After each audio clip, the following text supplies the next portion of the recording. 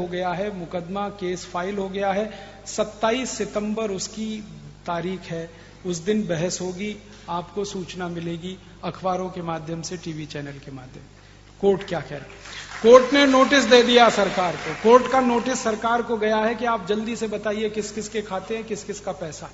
सरकार इस समय घबराई हुई है। घबराई क्यों हुई है? जिनके खाते हैं, जिनका पैसा है, उनके समर्थन पे सरकार टिकी हुई है और चल रही है, तो उनकी घबराहट इस बात से है। अब कोर्ट का डंडा अब सरकार पे पड़ेगा, और कोर्ट जब सख्ती करेगा तो सरकार को भी ये काम करना पड़ेगा।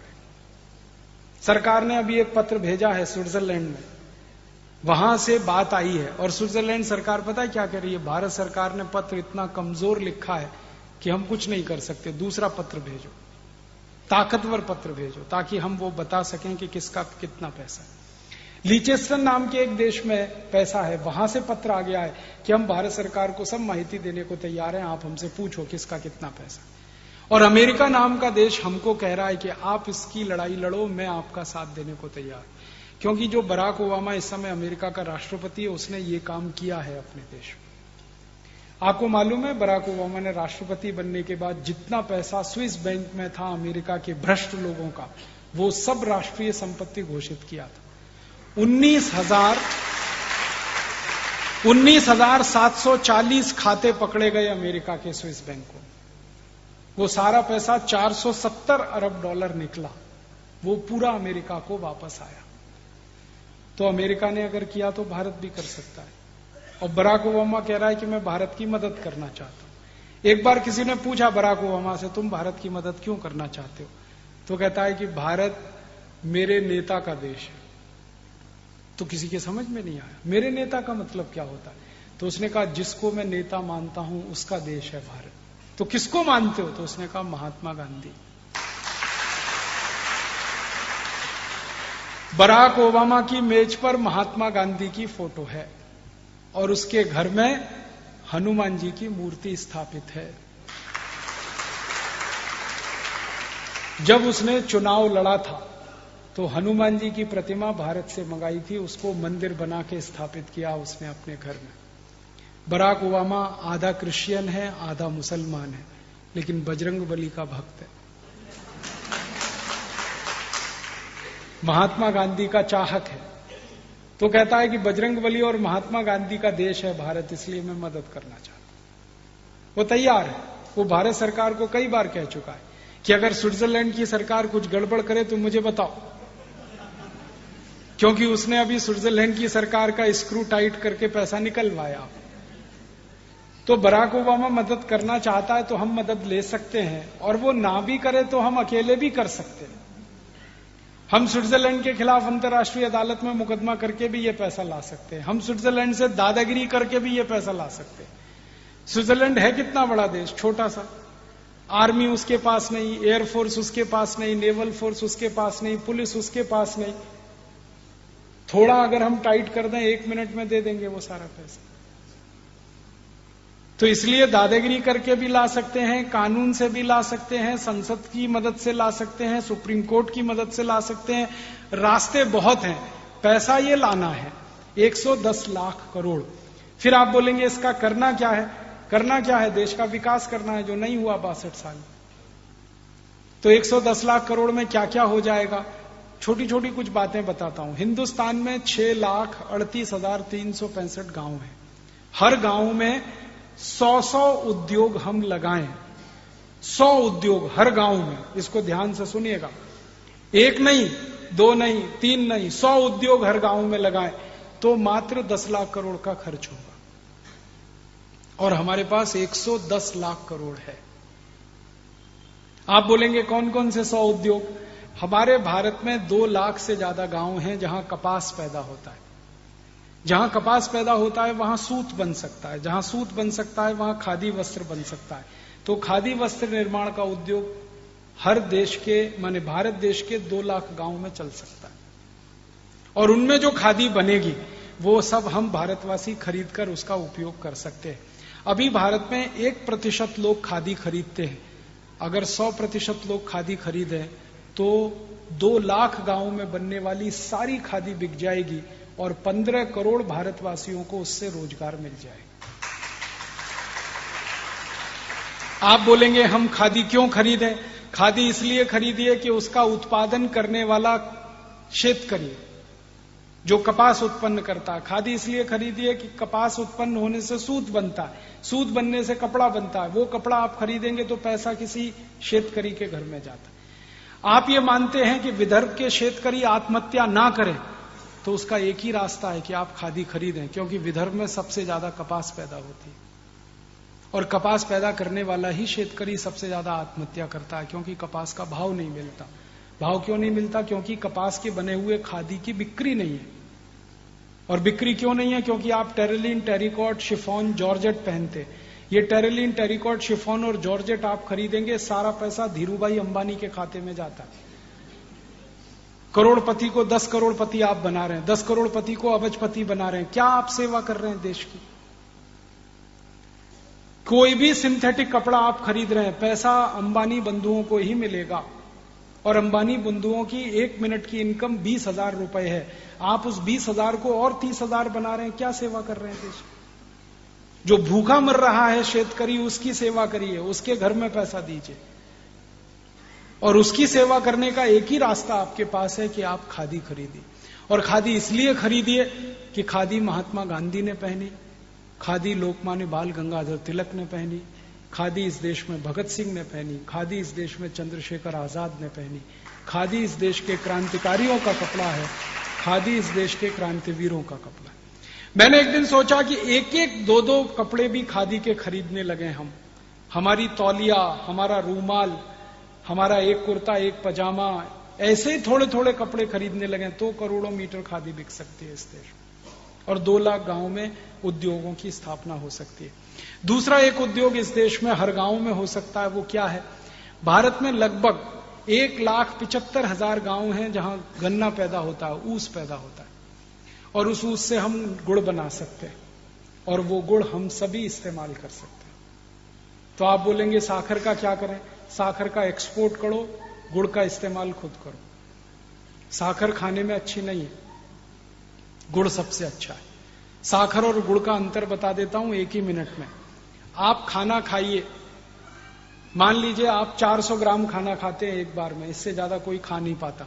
400 ग्राम खाना खाया और 10 ग्राम गुड़ खा लिया आपने भोजन के बाद, तो 400 ग्राम खाने को वो 10 ग्राम गुड़ पूरा हजम करा देगा, पचा देगा। इतनी ताकत 10 ग्राम गुड़ में है। और अब इसका उल्टा बता देता हूं। आपने 400 ग्राम खाना खाया और उसके पीछे से 1 चम्मच साखर आपने खाई, तो 1 चम्मच साखर को पचाने में वो 400 ग्राम भोजन की पूरी ऊर्जा खर्च हो जाएगी, फिर भी वो पचेगी नहीं आपको।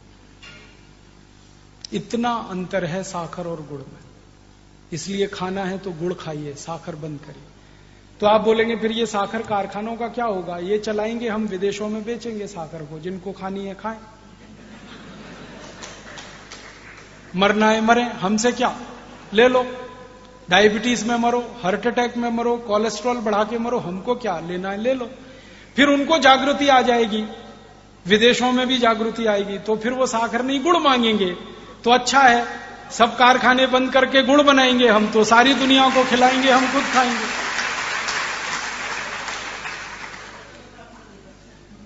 आपको मालूम है साखर बनाने के लिए करोड़ों रुपए का प्रोजेक्ट लगता है, बैंक से लोन लेना पड़ता है, करोड़ों रुपए इन्वेस्ट करना पड़ता है। गुड़ बनाने के लिए छोटे से प्रोजेक्ट में हो जाता है, बैंक से लोन नहीं लेना पड़ता, करोड़ों रुपए खर्च नहीं होते, बहुत आसानी से हो जाता है। और कोल्हापुर, सतारा, सांगली के सब शेतकरी गुड़ बनाने की टेक्नोलॉजी जानते हैं, उनको सिखाने की जरूरत नहीं है, वो हजारों साल से बनाकर इस्तेमाल करते रहे।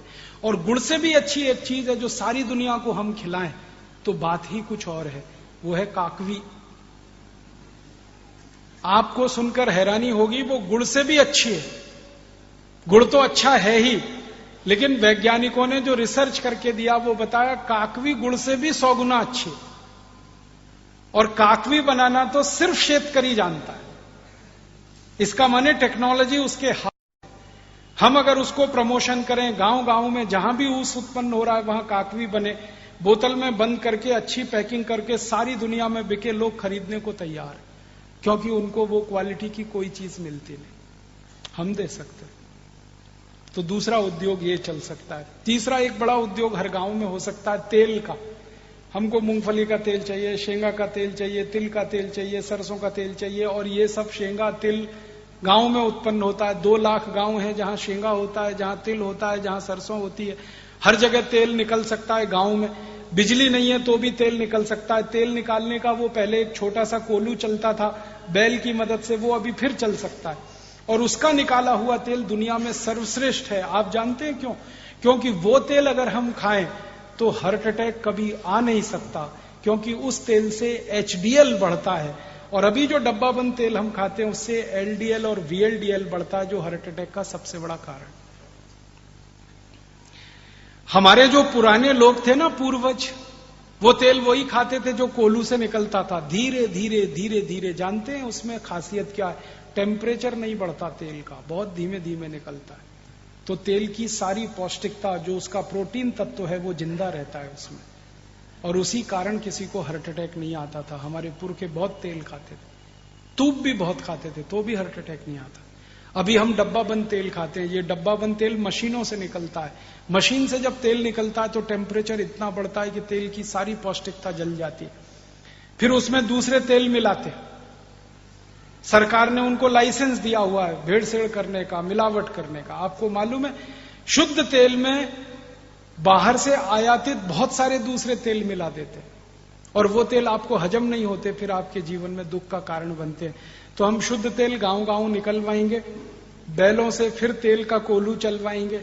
बैलों को काम मिलेगा, शेतकरी को काम मिलेगा, तेल का डब्बा गांव से भर के शहर में आके बिकेगा, और इस तेल को खाने के लिए लोग तैयार हैं, देने वाले नहीं है। 56,000 कोटी रुपए का बाजार है तेल का हिंदुस्तान में। हम कम से कम 10 कोटी शेतकरी को रोजगार दे सकते हैं तेल के उद्योग। ये हम करेंगे। फिर और एक काम हो सकता है, भारत में गेहूं उत्पन्न होता है, लगभग 2.5 लाख गांव हैं जहां गेहूं होता है। जहां गेहूं होता है वहां गेहूं का आटा बन सकता है। अभी गेहूं का आटा शहर में बनता है मशीन से, उसमें भी वही समस्या है, मशीन बहुत तेज घूमती है, टेम्परेचर ज्यादा हो जाता है, आटे की पौष्टिकता खत्म हो जाती है। हम तो वो हाथ वाली मशीन चलवाएंगे आटे की।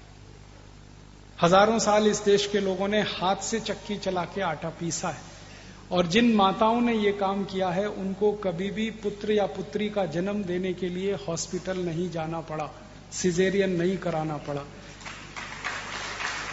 आप जानते हैं क्यों? जब वो चक्की चलाते हैं तो उसमें सबसे बड़ी एक्सरसाइज होती है, वो गर्भाशय की होती है, पेट की होती है, और मां का गर्भाशय सबसे ज्यादा लचीला बनता है जब आप वो चक्की चलाते हैं, और अगर गर्भाशय फ्लेक्सिबल है तो बच्चे का जन्म सबसे आसानी से हो सकता है। तो मां के लिए बच्चे का जन्म आसान है, वो तो एक बात है। फिर हाथ से पिसा हुआ आटा खाएंगे, जिंदगी में कोई त्रास नहीं हो सकता पेट का, क्योंकि धीरे धीरे पीस कर बना। और हमारी तो तैयारी ये है कि जो पुरुष हैं और जिनके पेट बाहर निकले हैं उनसे भी चक्की चलवाएं।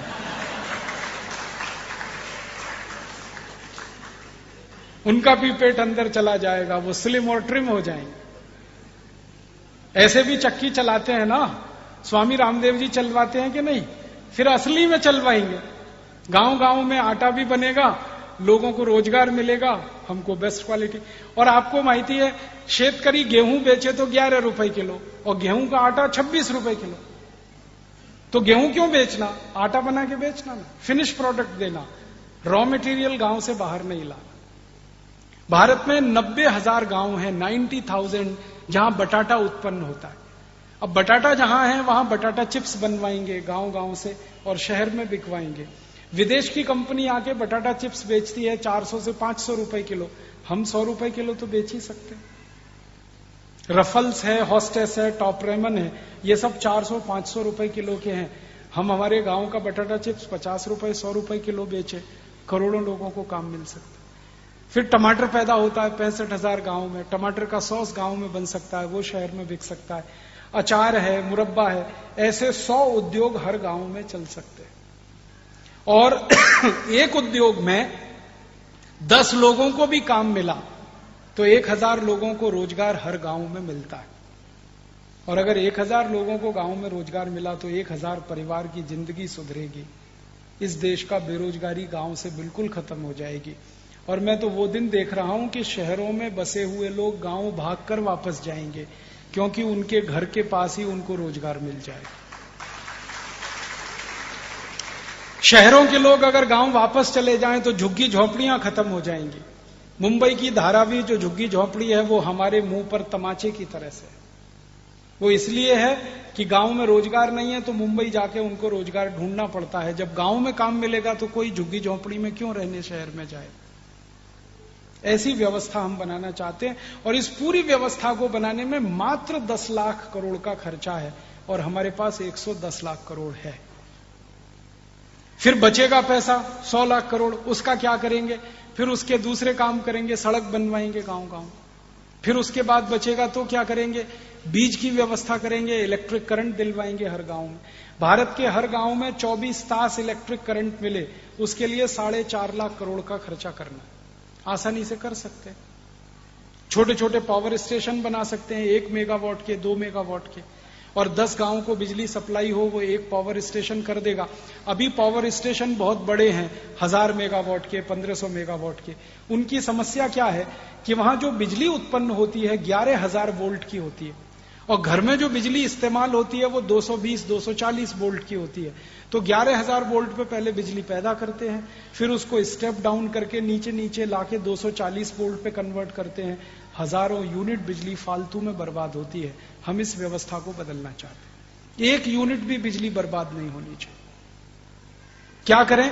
छोटे पावर स्टेशन बनाओ, 1 मेगावाट का बनाओ, 2 मेगावाट का बनाओ, तो बिजली ही 240 वोल्ट की पैदा करो, तो स्टेप डाउन करनी ना पड़े। तो घरों में इस्तेमाल करने के लिए बिजली अलग, कारखानों में अलग, रेलवे के लिए अलग, ये 3 स्तर पर हम अलग अलग कर देंगे तो फालतू बिजली खराब नहीं होगी और जितनी बिजली हमने बचाई उतनी उत्पादन हो जाएगी। और 35 से 37% हमारे यहाँ जो ट्रांसमिशन लॉस है ये पूरा हम खत्म कर सकते हैं। छोटे पावर स्टेशन बना के ये काम कर सकते हैं। ये करने के बाद भी पैसे बचेंगे तो हॉस्पिटल बना देंगे, स्कूल बना देंगे, कॉलेज बना देंगे, सब हो जाएगा। गांव में कुछ नहीं बचेगा तो भी हमारे पास 60 लाख करोड़ बचेगा। 50 लाख कोटी में सब काम हो जाएगा। फिर हमें सोचना पड़ेगा अब क्या करें। कुछ करने के लिए नहीं तो फिर योग करेंगे, प्राणायाम करेंगे, हम सुधरेंगे, उनको सुधारेंगे, अपनी सीट सब स्वर्ग में बुक कराएंगे और क्या करेंगे, फिर यही करेंगे। और 60 लाख कोटी जो बच गया उसको फिक्स डिपॉजिट में रख देंगे भारत माता के नाम से। उसका 10% का ब्याज भी मिला साल का तो 6 लाख कोटी हो गया। उतने पैसे से देश का बजट बना लेंगे, टैक्स लगाने की जरूरत नहीं है, पूरे देश को 0 टैक्स बना लेंगे। अभी अंग्रेजों के समय के बनाए हुए 64 तरह के टैक्स, 23 अंग्रेजों के और काले अंग्रेजों के 64 तरह के सब टैक्स खत्म कर दें तो भी ये देश चलेगा। एक भी टैक्स हम नहीं ले। इनकम टैक्स खत्म, सेंट्रल एक्साइज खत्म, सेल्स टैक्स खत्म, रोड टैक्स खत्म, टोल टैक्स खत्म, कॉरपोरेशन का टैक्स खत्म, सारे टैक्स खत्म। फिर आप बोलेंगे तो देश कैसे चलेगा? जो बचा पैसा है स्विस बैंक का उसके ब्याज पे चलेगा और कभी कमी पड़ेगी पैसे की, वैसे तो पड़ेगी नहीं क्योंकि विकास का सब काम हो गया तो फिर पैसे की जरूरत क्या। अगर मान लीजिए कमी पड़ेगी तो लोगों से दान मांग लेंगे। भारत के लोग तो बहुत दान देते, देश के लिए भी दान देंगे। कारगिल युद्ध हुआ तो लोगों ने दान दिया, गुजरात में भूकंप आया तो दान दिया, उड़ीसा में बाढ़ आई थी तो दान दिया, बिहार में अभी बाढ़ आई थी तो हमने दान दिया।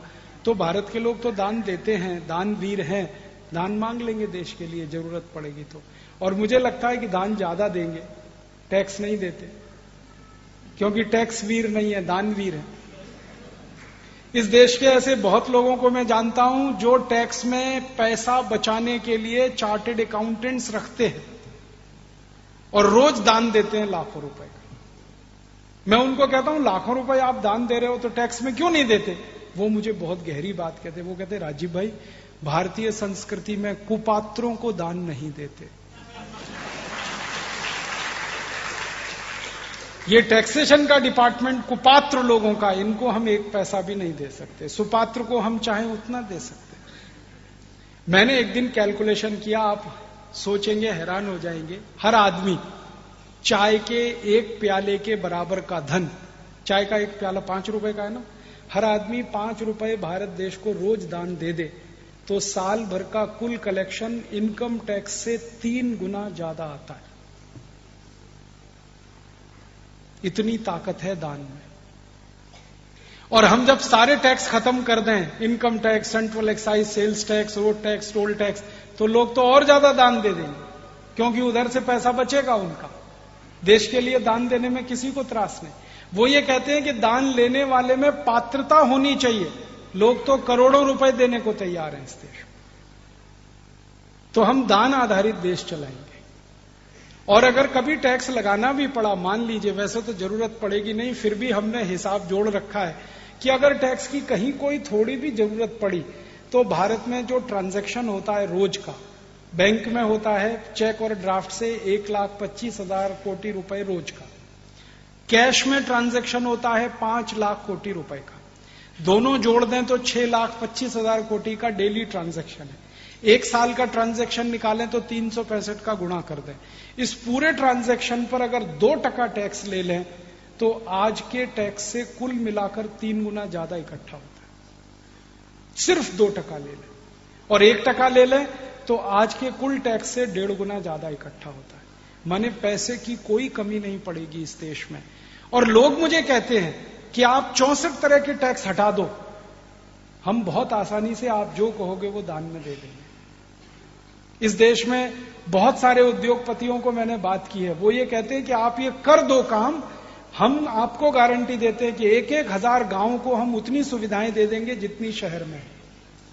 और एक भारत का बड़ा उद्योग, टाटा, बिरला, डालमिया वगैरह वगैरह, 1,000 गांव को अगर गोद लेकर विकास कर दे तो भारत के हर गांव की तकदीर बदल जाएगी, कहानी दूसरी हो जाएगी।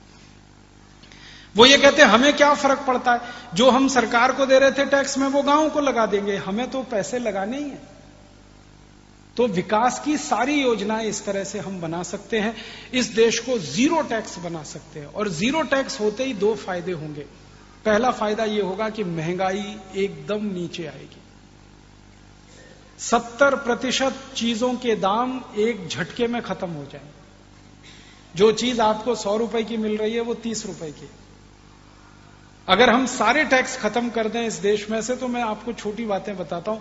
1 लीटर पेट्रोल मिलेगा 12 रुपए का, 1 लीटर डीजल मिलेगा 7.5 रुपए का, एक रसोई गैस का सिलेंडर मिलेगा 40 रुपए का, एक पेन आपको मिल जाएगा 2 रुपए का, दाल मिल जाएगी 12-15 रुपए किलो, चावल मिल जाएगा 17-18 रुपए किलो, साखर मिल जाएगी 12-13 रुपए किलो। आप न्यूयॉर्क जाएं और न्यूयॉर्क से वापस आए, 7,000 रुपए में सब काम हो जाएगा, जो अभी 90,000 में होता है। आपका बेटा अगर इंजीनियरिंग पढ़ेगा IIT में तो 5 साल का खर्चा 25,000 आएगा, जो अभी 5 लाख आता है। MBBS करेगा तो 5 साल का उसका खर्चा 35-40 हजार आएगा। सब टैक्स कम होंगे, हर चीज सस्ती हो जाएगी। और जब चीजें सस्ती होंगी तो गरीब से गरीब आदमी को जिंदगी बिताने का रास्ता खुलेगा। और एक सबसे बड़ा काम यह होगा कि आपको अभी बहुत पगार मिलती है तो भी घर खर्च नहीं चलता, क्योंकि महंगाई आपकी मार करती है।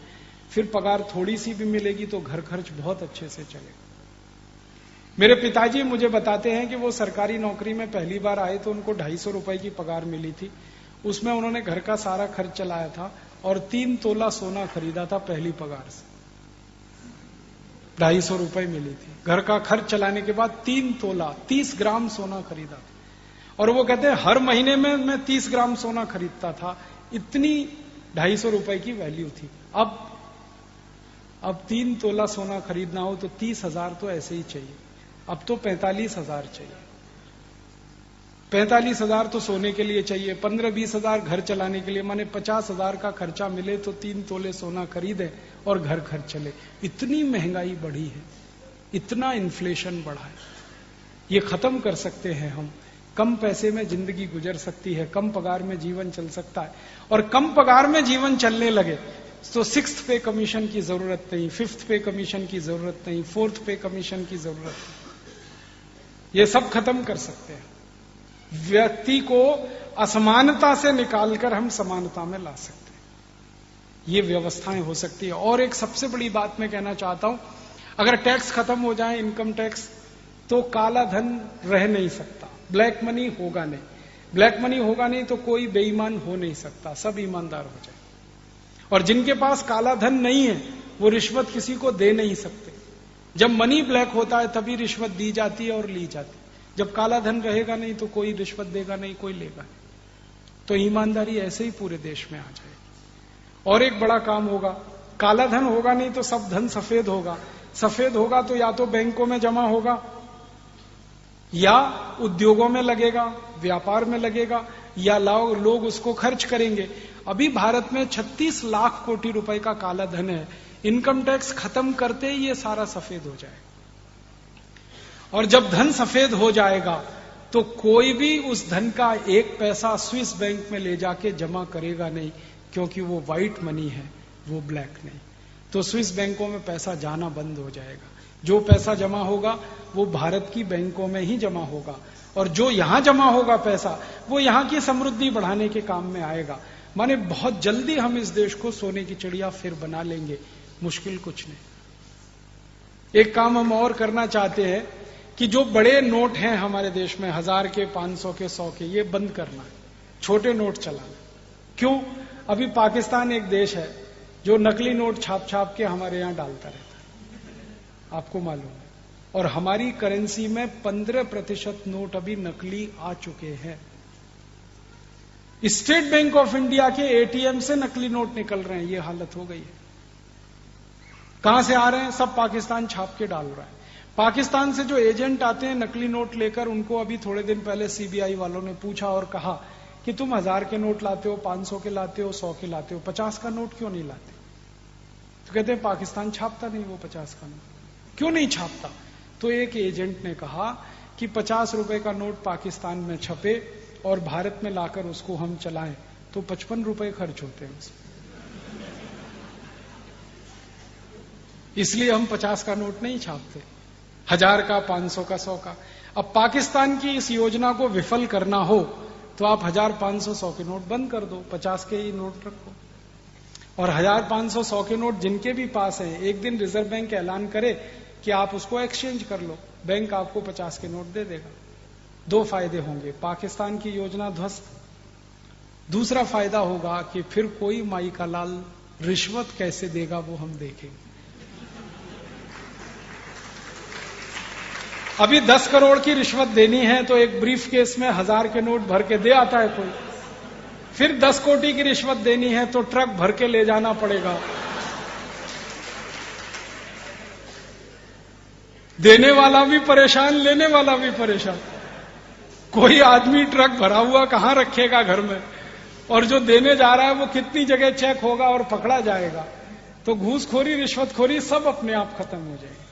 और जो गंभीर बात मैं कहना चाहता हूं वो ये, अपने भारत में 84 कोटी लोग ऐसे हैं जो एक दिन में 20 रुपए ही खर्च कर पाते हैं, तो उनको तो 1000 के नोट की जरूरत नहीं, उनको तो 20 रुपए चाहिए, 10 रुपए चाहिए।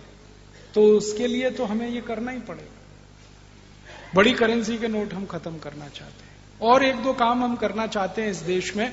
शिक्षा व्यवस्था इस देश की बदलना चाहते हैं, स्वदेशी शिक्षा हमें लानी है। ये जितनी अर्थव्यवस्था की बातें हैं वो हम लोग कहते हैं कि स्वदेशी अर्थव्यवस्था में हम ये करना चाहते हैं, शिक्षा में स्वदेशीकरण करना चाहते हैं। अभी शिक्षा है वो मैकॉले की है, आप सभी जानते हैं। जितना पाठ हम पढ़ते हैं, जो अभ्यास करते हैं, वो सब मैकॉले का। पाठ्यक्रम बिल्कुल हमने नहीं बदला 63 साल के बाद भी। मैकॉले ने यह पाठ्यक्रम बनाया था भारत में कारकुन तैयार करने के लिए। अब हम वही पाठ्यक्रम चला रहे हैं, हमारे बच्चों को कारकुन ही बना रहे हैं, और उससे ज्यादा क्या बन रहा है। और इस मैकॉले के पाठ्यक्रम में सबसे बड़ी बुराई है कि यह अंग्रेजी का है पूरा, और अंग्रेजी हमारी मातृभाषा नहीं, वो विदेशी भाषा है, हमको आती नहीं है और आनी भी नहीं चाहिए। क्यों आनी चाहिए? हमको मराठी आनी चाहिए, संस्कृत आनी चाहिए, हिंदी आनी चाहिए, कन्नड़ आनी चाहिए, तमिल आनी चाहिए, तेलुगु आनी चाहिए। अंग्रेजी क्यों आनी चाहिए? किस अंग्रेज को हिंदी आती है जो हमको अंग्रेजी आनी चाहिए? बताओ ना, किस अंग्रेज को मराठी आती है जो हमको अंग्रेजी आनी चाहिए? अंग्रेजी तो नहीं आनी चाहिए।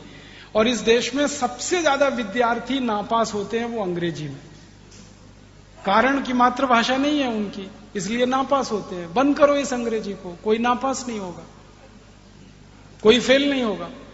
विषय पढ़ाओ ना, विषय का ज्ञान दो, गणित का ज्ञान दो, भौतिक शास्त्र का ज्ञान दो, रसायन शास्त्र का ज्ञान दो, इंजीनियरिंग सिखाओ, मेटलर्जी सिखाओ, केमिकल इंजीनियरिंग सिखाओ, कुछ भी सिखाओ, विषय सिखाओ। ये भाषा के चक्कर में क्यों फंस गए? और भाषा भी मूर्खों की है। कुछ दम नहीं है उसमें। कुछ लोग ऐसा तर्क देते हैं कि अंग्रेजी अंतर्राष्ट्रीय भाषा है। बिल्कुल नहीं। दुनिया में 200 देश है, मात्र 14 देशों में अंग्रेजी चलती है, बाकी कहीं अंग्रेजी नहीं। और वो 14 देश वो है जो अंग्रेजों के गुलाम थे। ऑस्ट्रेलिया, न्यूजीलैंड, कनाडा, अमेरिका, फिर ब्रिटेन, फिर स्कॉटलैंड, फिर आयरलैंड, फिर भारत, फिर पाकिस्तान, फिर बांग्लादेश। इन्हीं देशों में अंग्रेजी है क्योंकि ये गुलाम थे अंग्रेजों के, बाकी कहीं नहीं है। फ्रांस में फ्रेंच है, जर्मनी में जर्मन है, रूस में रशियन है, जापान में जापानीज है, चीन में चाइनीज है, डेनमार्क में डेनिश है, नीदरलैंड में डच है। सब देशों की अपनी भाषाएं। कोई देश अंग्रेजी में काम नहीं करता, बात भी नहीं करता। और इन सब देशों के लोगों से जब मैं बात करता हूं, कहता हूं तुम अंग्रेजी क्यों नहीं सीखते? उन्होंने कहा क्यों सीखना, मूर्खों की भाषा है। और अंग्रेजी की मूर्खाई हमें समझ में आती है, फिर भी हम उसको चिपक के पकड़ के रखे। दुनिया में किसी भी भाषा में इतनी मूर्खता नहीं है जितनी अंग्रेजी में। PUT put, BUT boot, BUT but, PUT पट, सीयूटी कट है, बीयूटी बट है, तो पीयूटी पट होना चाहिए कि नहीं? और अगर पीयूटी पुट है तो बीयूटी बुट, सीयूटी कुट होना चाहिए। कुछ और छोर ही नहीं है, इतनी मूर्खता की भाषा। अंग्रेजी की मूर्खाई क्या है? एक जगह CH होता है का, और एक जगह CH होता है चा। अंग्रेजी का एक शब्द है केमिस्ट्री, CHEMISTRY, केमिस्ट्री, ठीक है? तो चोपड़ा, CHOPARA, चोपड़ा, तो यहां कोपड़ा होना चाहिए।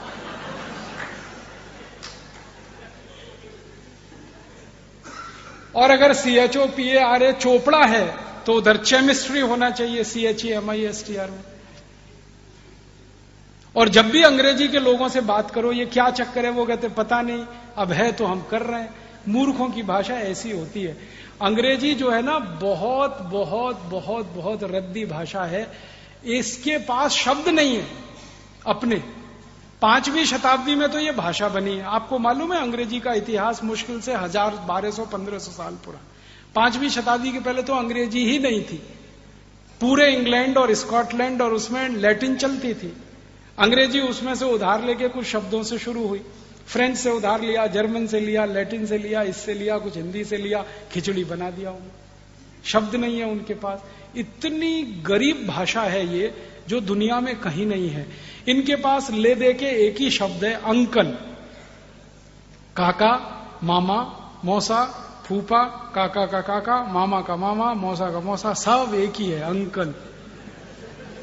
शब्द ही नहीं है। और ले दे के एक शब्द है आंटी। काकी भी है, मामी भी है, मौसी भी है, सब आंटी। ये भारत में तो नहीं होता। हमारे यहां तो जितने भी रिश्ते हैं, हर एक के लिए अलग शब्द है। इनके पास शब्द ही नहीं। और ऐसी मूर्खता के शब्द हैं, समझ में नहीं आते। फादर इन लॉ, कौन सा? इधर वाला कौन सा फादर इन?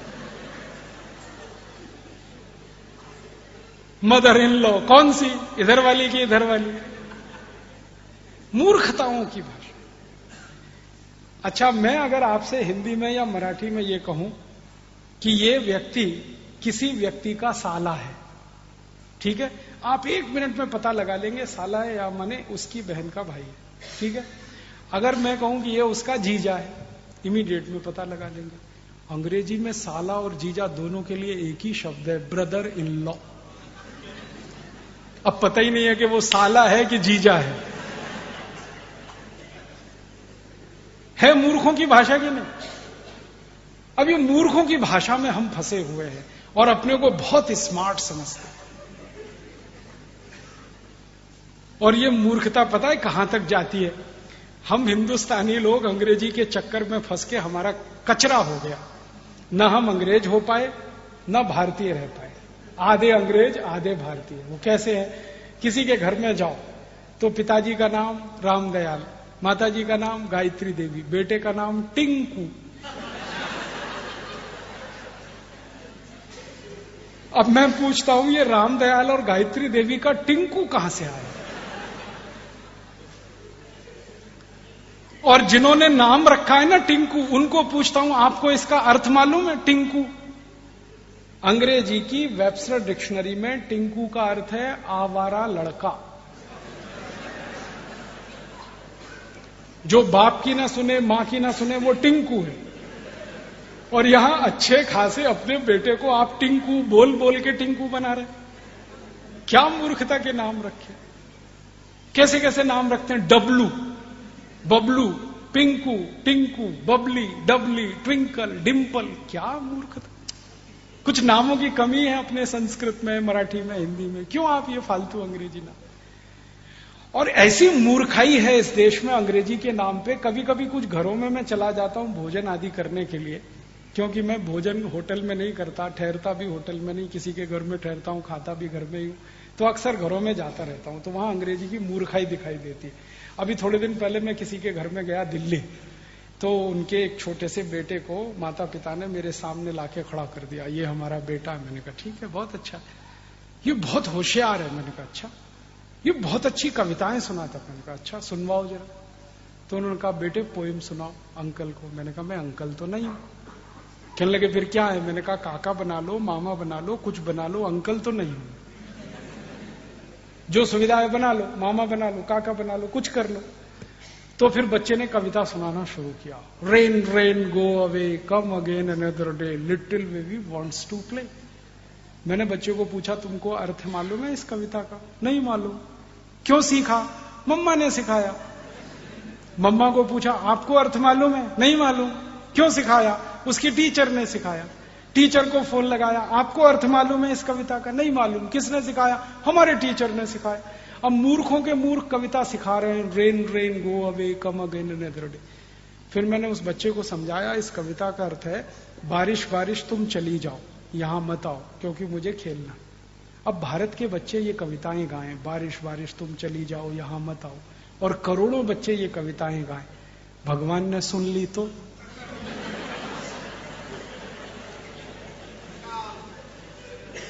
भगवान ने अगर कविता सुन ली तो बारिश को वापस बुला लेगा, यहां बारिश होगी नहीं।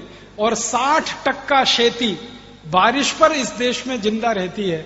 वहां अगर बारिश नहीं होगी, आप भूखे मरेंगे, मैं भूखा मरूंगा, शेतकरी भूखा मरेगा, तो भारत में इस कविता की गरज क्या, जरूरत क्या। ऐसे मूर्ख लोग अंग्रेजी में कविता ऐसे। फिर उसकी आई ने, बच्चे की आई ने कहा फिर कौन सी कविता सिखाऊं। तो मैंने कहा कविता सिखाओ, ये रे पाऊसा, तुला दे तो पैसा, पैसा झाला कोटा, पाऊस आला मोठा। ये कविता सिखाओ, क्योंकि ये कविता भारत की आत्मा है। आत्मा क्यों है। जिस देश में 60% खेती पाउस आधारित है, उस देश में पाउस को बुलाने की ही कविता हो सकती है, भगाने की कैसे हो सकती है। तो हमारे बच्चों को तो यही सिखाना चाहिए, बारिश बारिश तुम जल्दी आओ, बार बार आओ, मैं तुमको पैसा देना चाहता हूं इसलिए आओ। ये भारत की कविता है। अंग्रेजों की कविता रेन रेन गो अवे। कविता भी जो होती है ना, वो अपनी जरूरत, अपनी संस्कृति, अपनी सभ्यता, अपनी परंपरा से निकलती है। अंग्रेजों की संस्कृति, अंग्रेजों की सभ्यता, उनकी परंपरा हमसे बिल्कुल अलग है। इंग्लैंड में बारिश कभी भी आती है, यूरोप में बारिश कभी भी आती है। वहां के बच्चे शाम को बाहर खेल नहीं सकते, कभी भी मौसम खराब हो जाता है, इसलिए वो कविता गाते हैं रेन रेन गो अवे। हमारे यहां तो बारिश साल में सिर्फ 3 महीने आती है और उसका दिन फिक्स है, इस दिन से लेकर इस दिन तक। तो हम कैसे गा सकते हैं रेन रेन गो अवे। और बारिश का समय जब निश्चित है और बारिश पर पूरे देश की अर्थव्यवस्था निश्चित है, तभी इस देश में बारिश आधारित बहुत सारे साहित्य लिखे गए हैं, बहुत सारी किताबें लिखी गई हैं। हमारे देश में महाकवि कालिदास ने जो मेघों का वर्णन किया है, और उसमें से जो उस उत्साह उत्पन्न होता है सुनकर, बोलकर, वो हमारी संस्कृति का हिस्सा है, क्योंकि जरूरत है हमारी। महाकवि कालिदास इंग्लैंड में नहीं हो सकते, जो मेघों का इतना सुंदर वर्णन कर सकते हैं, वो जरूरत है हमारी। तो हम तो हमारी जरूरत सभ्यता, संस्कृति, परंपरा में से लेंगे, अंग्रेजों की सभ्यता, संस्कृति, परंपरा से हमारी जरूरत पूरी नहीं। तो इस अंग्रेजियत को छोड़िए, आप भाषा को छोड़िए। अंग्रेजों को आपने छोड़ दिया, इस भाषा को क्यों पकड़ के रखा है। अपनी जिंदगी से निकालिए इसको, और फालतू अंग्रेजी का रौब मत झाड़िए किसी पर। मुझे बहुत सारे लोग ऐसे मूर्ख मिलते हैं, वो अंग्रेजी में बात करते हैं, मराठी आती है फिर भी अंग्रेजी में बोलते हैं, हो Rajiv Dixit, she is my missus. मैं पूछता हूं really she is your missus? तब वो थोड़े परेशान होते, वो पूछते आप क्या बोल रहे हैं? मैं पूछ रहा हूं सच में वो तुम्हारी मिसेज है? तुमको मालूम है मिसेज का अर्थ क्या होता है? मिसेज शब्द का अर्थ क्या है?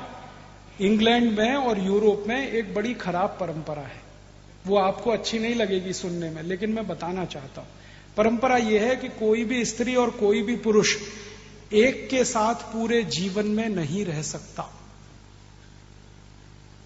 अभी शादी की, 2 दिन बाद तलाक होगा, फिर शादी होगी, फिर तलाक होगा, फिर शादी होगी, फिर तलाक होगा। एक स्त्री एक पुरुष जिंदगी भर एक के साथ रह नहीं सकते, बार बार एक दूसरे को बदलते हैं। जैसे हम कपड़े बदलते हैं, शर्ट बदलते हैं, वो एक दूसरे पार्टनर को बदलते हैं। और एक्स्ट्रा मैरिटल अफेयर्स उनके यहां कॉमन है। कोई पति पत्नी है, अकेले एक दूसरे से संतुष्ट नहीं होंगे, उनके रिश्ते दूसरों के साथ भी होंगे।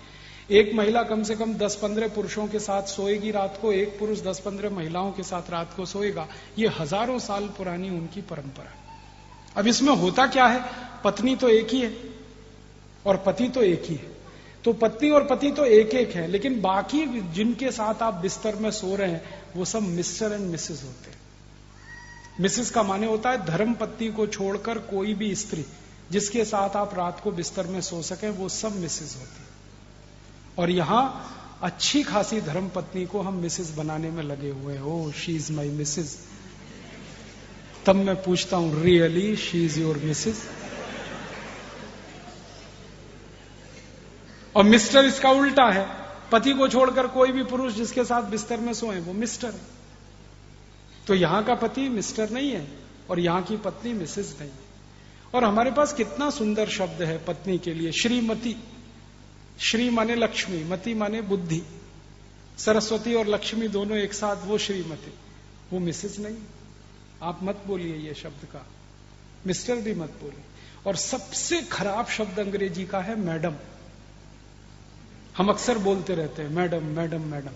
मैडम जानते हैं कौन होती है? यूरोप में जो वैश्या घर होते हैं, उन वैश्या घरों को संचालित करने वाली जो मुख्य वैश्या होती है उसको मैडम कहते हैं। और यहां हम अपनी बहन को मैडम कह देते हैं, अपनी पत्नी को मैडम कह देते हैं, किसी को भी मैडम कह देते हैं। और यहां की स्त्रियां मैडम कहलवाती हैं, मैडम बोल।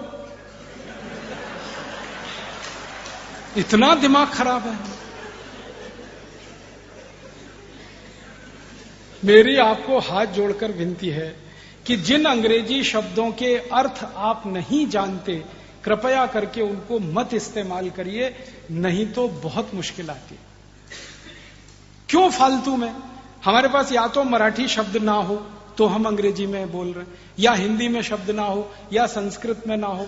दुनिया के सबसे ज्यादा शब्द तो संस्कृत में। जो भाषा में धातु रूप और शब्द रूप दोनों अलग अलग होते हैं, उस भाषा में करोड़ों शब्द बन सकते हैं। और अंग्रेजी में धातु रूप और शब्द रूप अलग अलग नहीं है, इसलिए शब्दों की संख्या सबसे कम अंग्रेजी में ही है। अंग्रेजी से अच्छी तो फ्रेंच है। फ्रेंच में धातु रूप अलग है, शब्द रूप अलग है। जैसे संस्कृत में है वैसे ही फ्रेंच में। और एक बार एक फ्रेंच विद्वान से मैंने पूछा, आपने ये फ्रेंच बनाई कहां से? शब्द रूप अलग, धातु रूप अलग। उन्होंने कहा संस्कृत की नकल करके। तो फ्रेंच संस्कृत से निकली, जर्मन संस्कृत में से निकली, तो हम संस्कृति क्यों ना सीखें फिर, जो सारी भाषाओं की मां है। और उसको सीखें तो अपना साहित्य भी पढ़ पाएंगे। अपने ज्ञान का सारा भंडार संस्कृत में ही है। अगर उसको पढ़ना हो, ऋग्वेद पढ़ना हो, यथर्ववेद पढ़ना हो, सामवेद पढ़ना हो, यजुर्वेद पढ़ना हो, उपनिषद पढ़ने हो, सांख्य उपनिषद पढ़ना हो, छांदोग्य, कुछ भी पढ़ना है तो संस्कृत में ही संभव है। तो अपना ज्ञान जिस भाषा में प्रचंड है उस भाषा को सीखें, मातृभाषा को सीखें, राष्ट्रभाषा को सीखें। ये विदेशी भाषा का चक्कर खत्म करें। हम इस देश में एक कानून बनाना चाहते हैं बहुत जल्दी, और ये कानून होगा। वो कानून ये होगा कि किसी भी नौकरी के लिए अंग्रेजी भाषा की कंपल्शन माने उसका होना, ये खत्म कर देंगे। अंग्रेजी भाषा नहीं है तभी सरकारी नौकरी मिलेगी। आपको महाराष्ट्र में अगर सरकारी नौकरी चाहिए तो मराठी आनी ही चाहिए। आपको अगर कर्नाटक में सरकारी नौकरी चाहिए तो कन्नड़ आनी ही चाहिए। तमिलनाडु में सरकारी नौकरी चाहिए तो तमिल आनी चाहिए। आंध्र में सरकारी नौकरी चाहिए तो तेलुगु आनी चाहिए, उत्तर भारत में सरकारी नौकरी चाहिए हिंदी आनी चाहिए। ये कानून हम बनाएंगे और इस कानून के थोड़े थोड़े उपकानून ऐसे बनेंगे कि भारत के सुप्रीम कोर्ट में, उच्चतम न्यायालय में कोई भी व्यक्ति मुकदमा करने जाए, वादी या प्रतिवादी, वो मातृभाषा में सुना जाना चाहिए और उसमें बहस होनी चाहिए। अभी सुप्रीम कोर्ट के सारे मुकदमे अंग्रेजी में होते हैं, ना वादी जानता है ना प्रतिवादी जानता, वकील जानता है, जज जानता है, घोटाला उसी में होता है। जिसको न्याय चाहिए उसको अंग्रेजी आती नहीं और अंग्रेजी में मुकदमा चल रहा है, वो तो बेचारा चुपचाप देखता रहता है। जब फैसला आता है वकील अपने तरह से समझाता है, जज अपने तरह से समझाता है। और इस देश में ये कानून होगा कि जो जज महाराष्ट्र में है या कर्नाटक में है या तमिलनाडु में या आंध्र में, उनको स्थानीय भाषा में ही फैसला देना है। और अगर नहीं आती उनको स्थानीय भाषा तो वो जज नहीं हो सकते। इस देश में कुछ भी हो सकता है। जब स्थानीय भाषा में न्याय मिले, स्थानीय भाषा में शिक्षा मिले, हमारे सारे बच्चे इंजीनियरिंग पढ़ेंगे मराठी में, मेडिकल पढ़ेंगे मराठी में, चार्टर्ड अकाउंटेंसी पढ़ेंगे मराठी में, एमबीए पढ़ेंगे मराठी में। आप बोलेंगे कैसे संभव है? 10-11 करोड़ की आबादी है महाराष्ट्र की।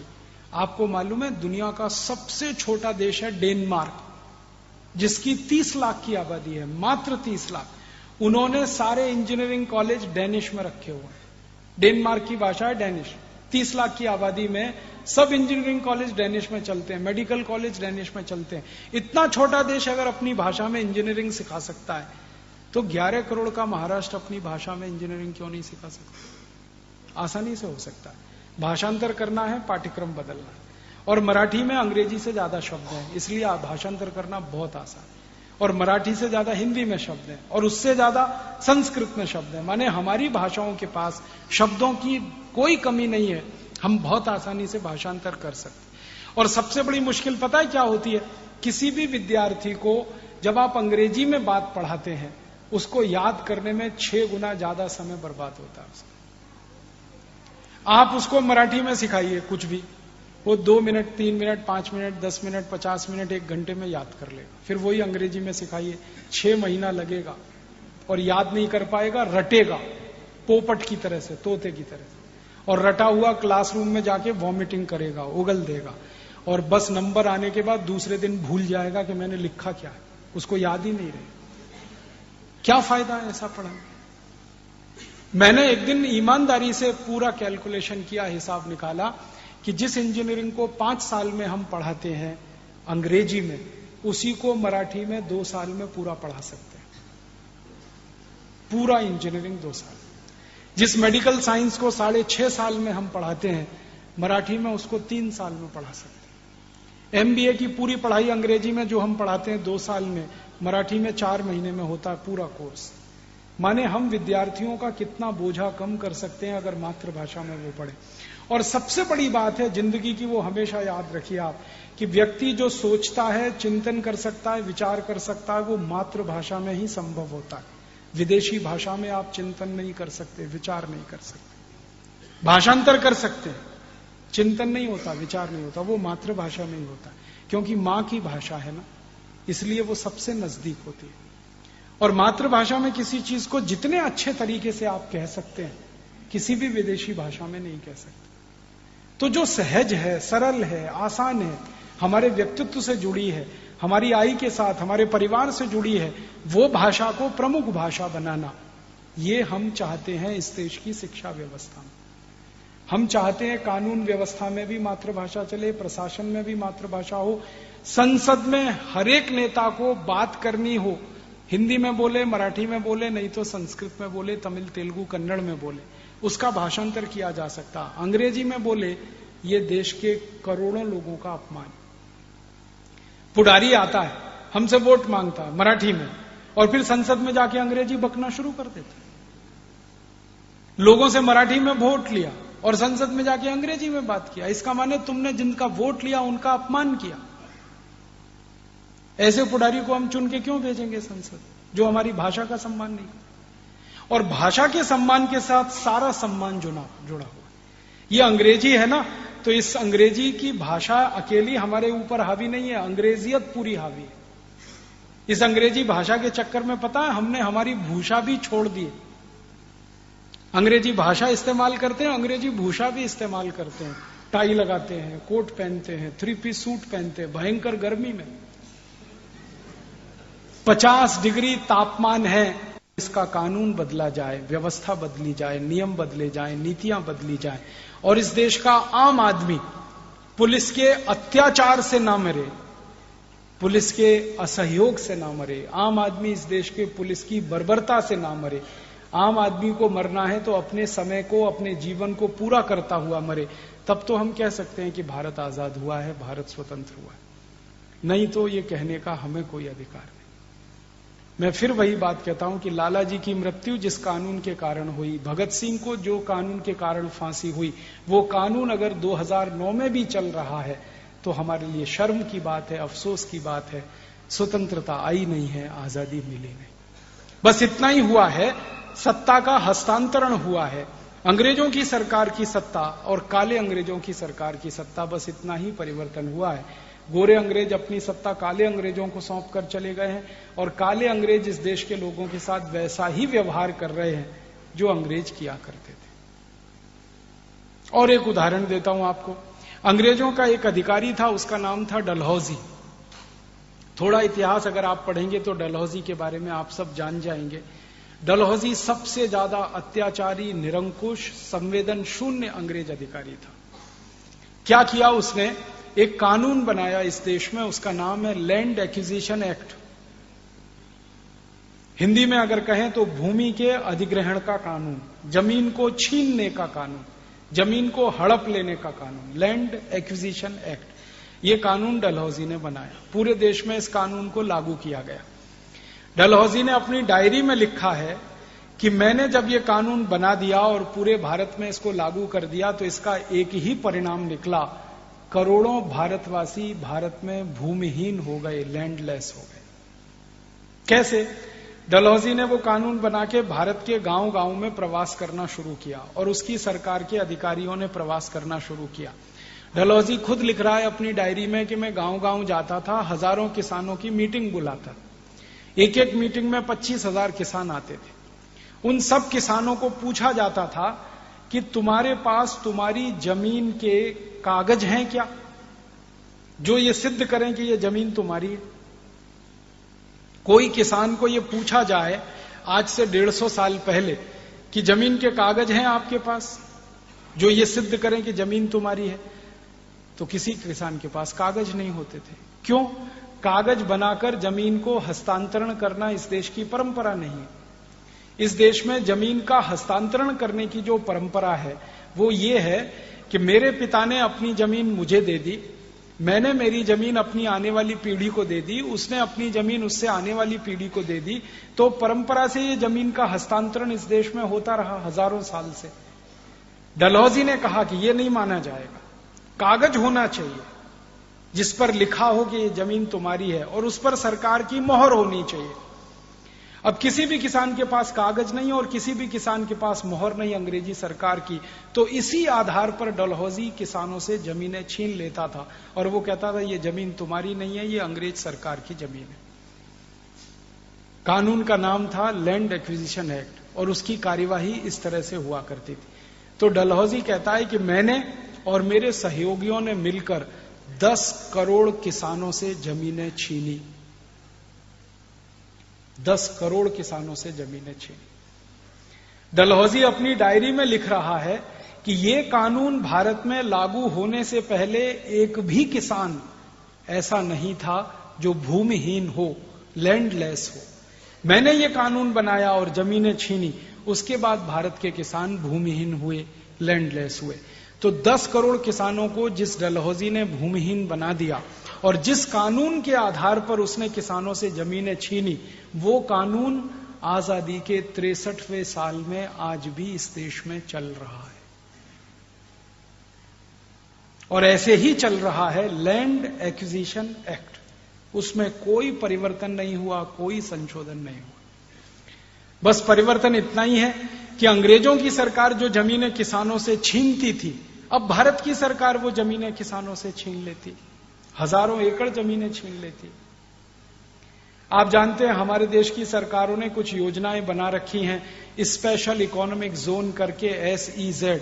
SEZ में हजारों हेक्टेयर जमीन किसानों से छीनी गई है जबरदस्ती, इसी कानून के आधार पर, लैंड एक्विजिशन एक्ट।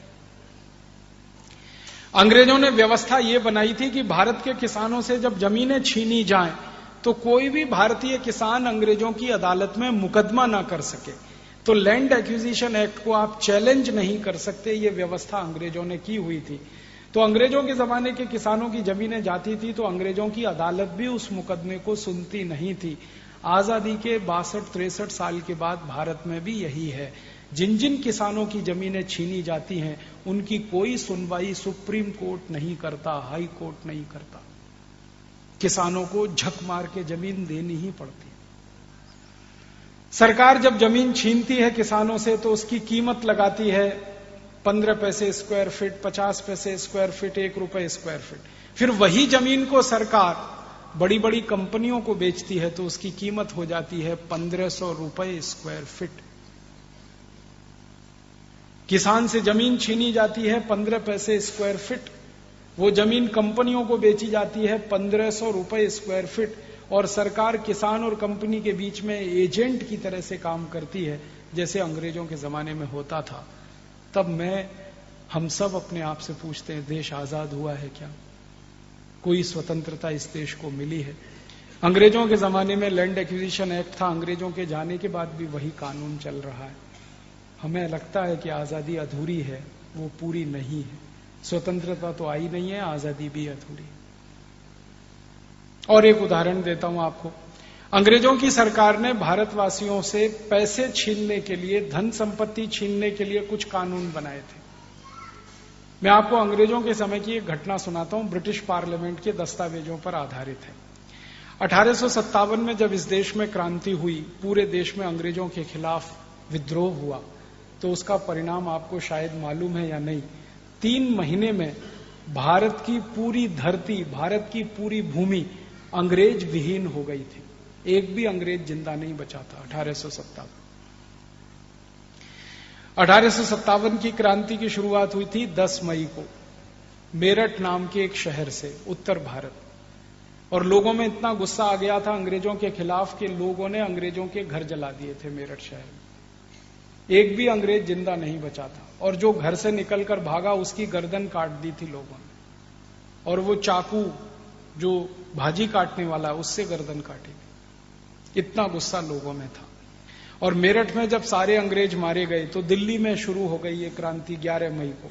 5 दिन में दिल्ली में हजारों अंग्रेजों का कत्लेआम हो गया।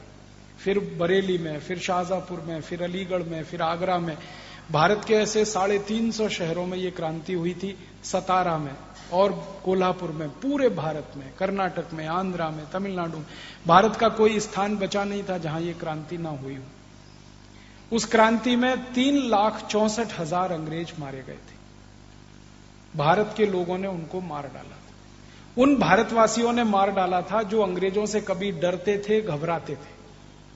उन भारतवासियों ने अंग्रेजों को कत्लेआम कर दिया था जो चींटी को भी मारते नहीं,